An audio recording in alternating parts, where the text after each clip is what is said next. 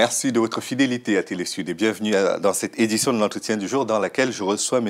Pierre de Gaëtan Jikamoulium. Il est président du club Bordeaux-Cameroun-France. Bonjour Luc Maillot et bonjour aux téléspectateurs de Télésud. Merci. Vous présidez un club assez large, hein? Bordeaux, Cameroun, France. Bordeaux, c'est en France, non? Oui. On pourrait dire simplement club France-Cameroun? Mais non, parce que justement, on a souhaité parler de la relation entre la France, le Cameroun et, pour ne pas dire l'Afrique, à partir de Bordeaux. Parce que Bordeaux, pour l'Afrique, c'est plus de 50 ans de tradition, de coopération universitaire, de formation et d'accompagnement des élites africaines et donc camerounaises. C'est aussi une présence africaine importante à Bordeaux.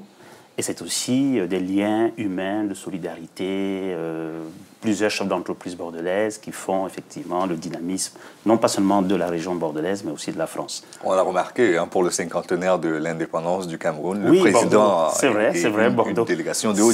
Oui, mais au-delà de la visite du président du Cameroun, ça a été surtout la mobilisation de la ville de Bordeaux à travers Alain Juppé pour être la ville pilote des manifestations du cinquantenaire en France. Donc après Paris, évidemment, c'est Bordeaux qui a été évidemment la ville pilote de cette commémoration en France.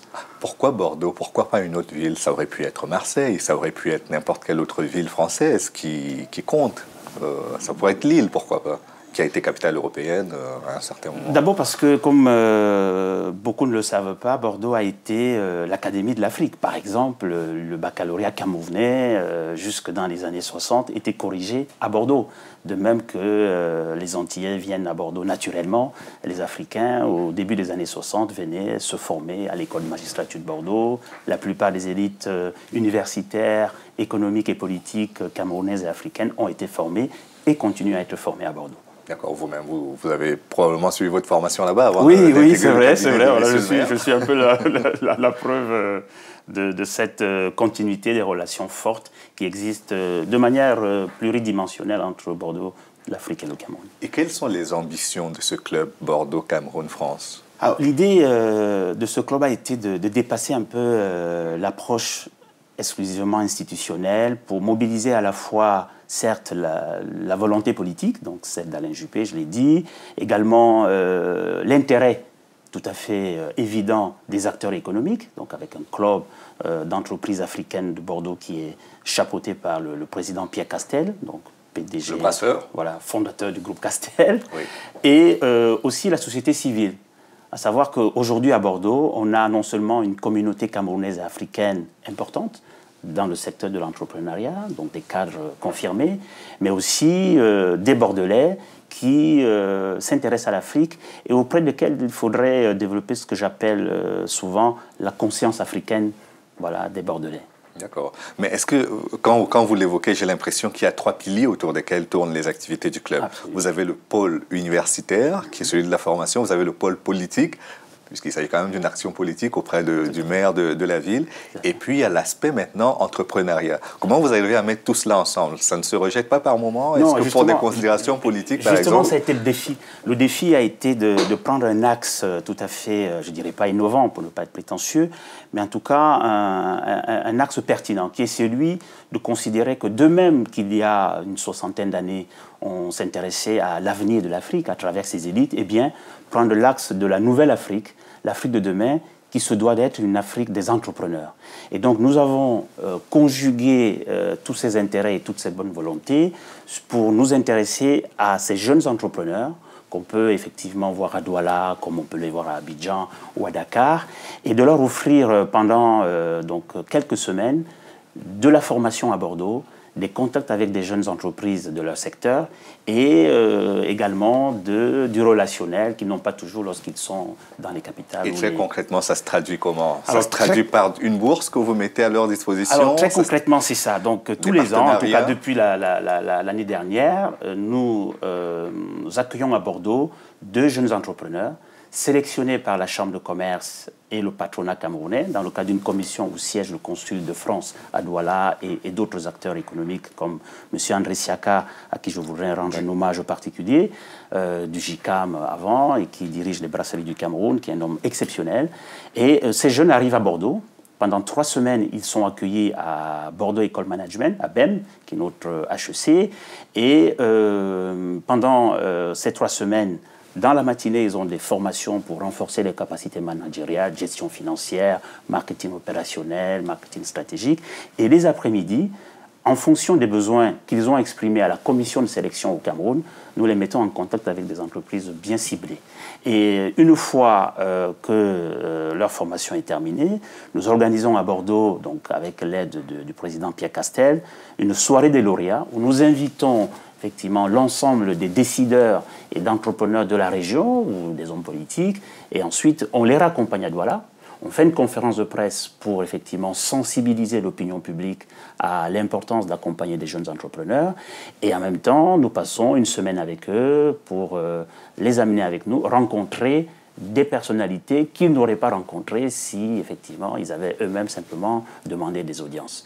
Quand je vous écoute, j'ai l'impression qu'il n'y a pas d'arrière-pensée politique derrière. Pourtant, vous êtes un élu politique. Pourtant, vous réclamez. Non, je suis un homme de l'ombre, donc je suis conseiller de politique, évidemment. Donc moi, je ne fais pas de politique. Et à partir de quel moment la politique s'efface pour laisser la place aux affaires? Je pense que la politique... Dans le bon sens du terme. Je pense que la politique et les affaires, d'ailleurs, les deux, s'effacent lorsque l'on considère que ce qui est important, c'est de focaliser l'avenir de l'Afrique sur la formation des jeunes générations, parce qu'on aura besoin, pour un développement endogène durable, d'avoir des jeunes entrepreneurs, des jeunes bien formés pour accompagner ce développement qui est essentiellement économique. D'accord. Donc cela concerne principalement ceux des Africains, ceux des Camerounais qui sont encore au Cameroun. Mais quid de ceux qui sont là à Bordeaux, sur le territoire? Alors, bonne question. Justement, ça a été aussi l'une des préoccupations cette année. Nous avons souhaité, avec l'Association des étudiants camerounais de Bordeaux, établir un partenariat qui consistait d'une part à mobiliser l'ensemble des réseaux d'entreprises de Bordeaux pour venir avec eux échanger. Donc, c'est ainsi que le 3 avril dernier, nous avons organisé une table ronde extrêmement riche autour de jeunesse, diaspora et entrepreneuriat. Donc vous voyez bien que nous accompagnons aussi les jeunes Camerounais à Bordeaux, de même que nous soutenons les associations camerounaises lorsqu'elles nous sollicitent. On parlait beaucoup, jusque quand on a célébré les cinquantenaires là, des indépendances africaines, de la France-Afrique, de cette mauvaise conscience que la France aurait dans ses rapports avec l'Afrique.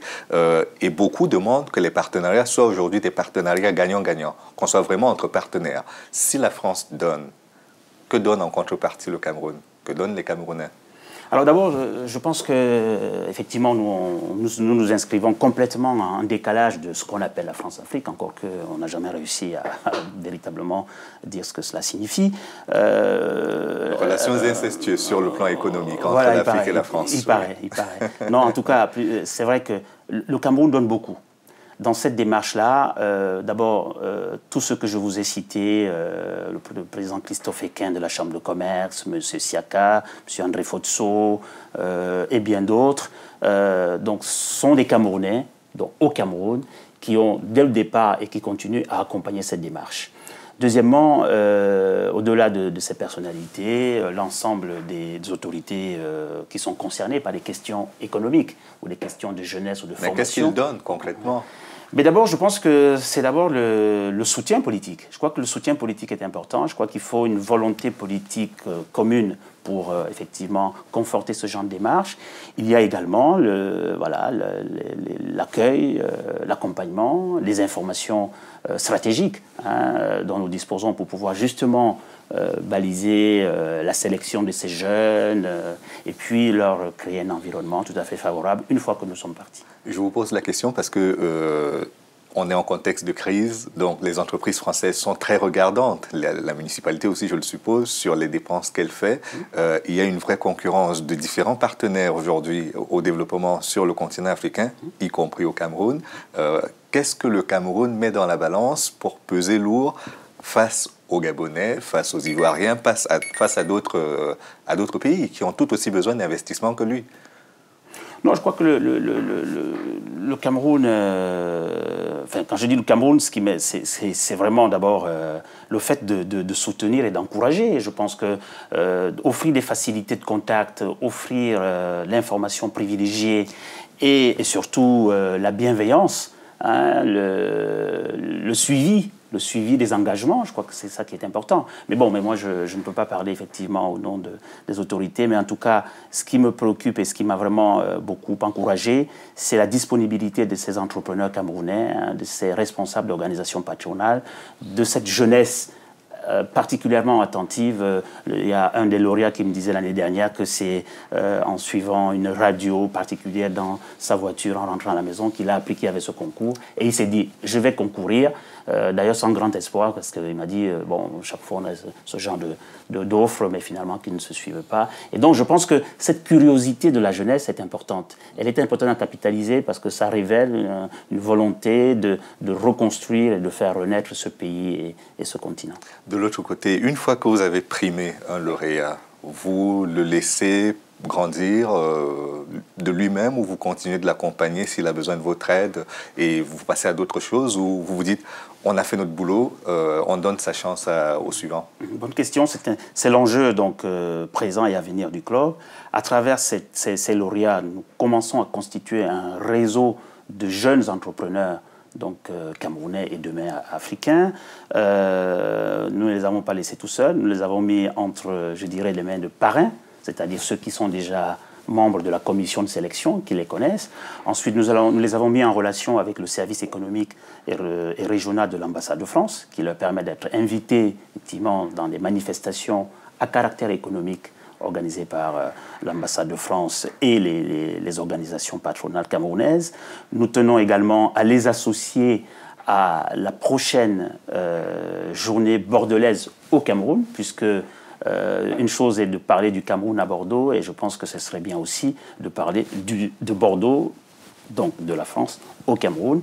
Et donc au mois de décembre prochain, nous allons les associer et nous profiterons de l'occasion pour justement lancer l'antenne du club au Cameroun, de manière justement à continuer à mailler et à parrainer ces jeunes au-delà de la bourse d'excellence que nous leur avons offerte. De l'autre côté, il y a quelque chose qui se dit sur l'environnement des affaires en Afrique francophone de façon générale, c'est qu'il n'est pas très encadré. C'est que justement, on a souvent affaire à des règles qui sont très changeantes, pas seulement du fait du cadre législatif qui n'est pas établi, mais aussi des coups d'État. Dieu merci, on n'en a pas beaucoup eu en Afrique centrale ces derniers temps. Mais comment vos entrepreneurs à Bordeaux vivent ces aventures-là avec des entreprises camerounaises, soit déjà confirmées, soit en naissance, comme c'est le cas avec les pépinières qu'on mettait en place?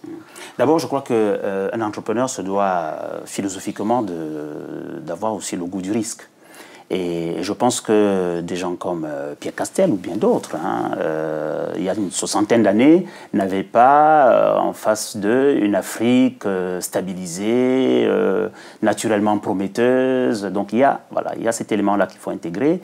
Mais en même temps, je pense que ces entrepreneurs ont aussi la conscience que si les autres pays ou les autres entrepreneurs d'autres pays s'intéressent tant à ce continent, cela veut dire qu'il y a de la promesse dans ce continent. Donc il vaut mieux y être, quelles que soient effectivement les incertitudes que vous avez indiquées. Merci beaucoup, messieurs Pierre de Gaëtan Gekamoulium. Je vous remercie d'être venu à notre émission. C'est moi qui vous remercie, Luc, de m'avoir invité. Et merci à vous d'avoir suivi l'émission jusqu'à son terme. Rendez-vous demain pour une autre édition de L'Entretien du jour. À bientôt.